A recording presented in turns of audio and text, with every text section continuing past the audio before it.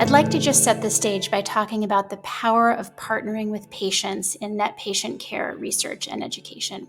There is an extensive ecosystem of patient advocacy, really internationally. Some of these examples stem from my own experiences in North America, but really there are parallel organizations in many countries.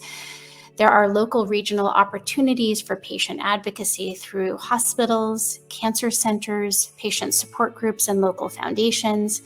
From a national perspective, there are opportunities through the National Cancer Institute, American Cancer Society, the National Comprehensive Cancer Network, Friends of Cancer Research, national and international foundations, and even professional societies.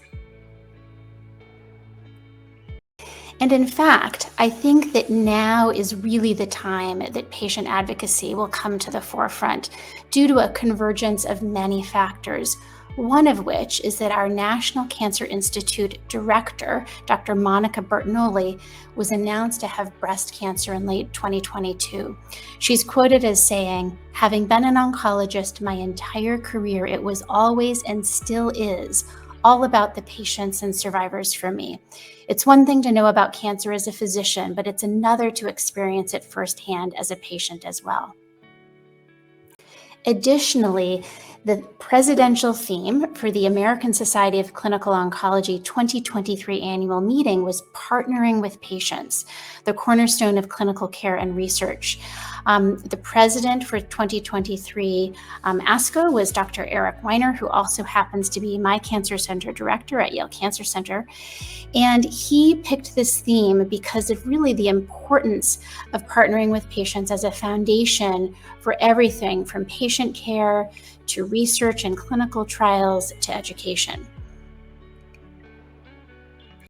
So I think that there are a number of wonderful examples of how we as physicians can partner with patients as advocates.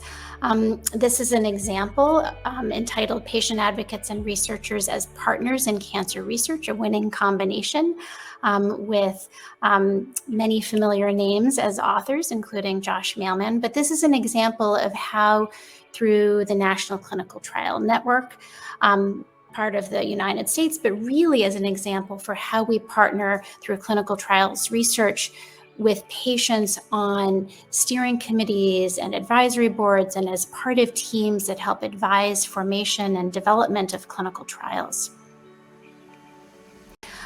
In this article, the authors also give examples of formalized cancer patient advocate training programs.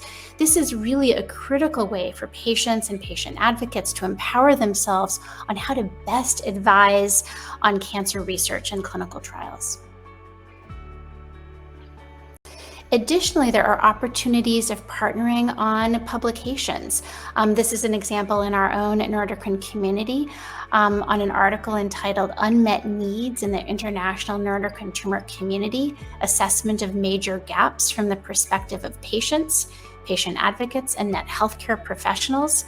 When looking in a little bit more detail at some of the organizations that were involved, this is a really perfect example of an international effort that includes patient advocacy organizations and the physician community.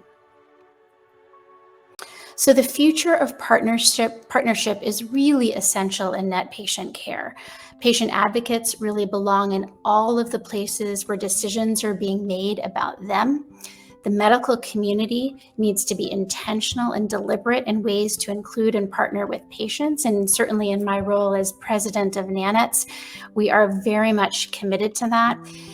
And the patient community should seek ways to be educated partners. And I think that article that I gave an example of demonstrating many opportunities and ways in which patients can educate themselves. So I think now is the time, and I really look forward to future opportunities of partnering with the NET patient community and seeing how we can work together to improve research for patients with NETs. Thank you.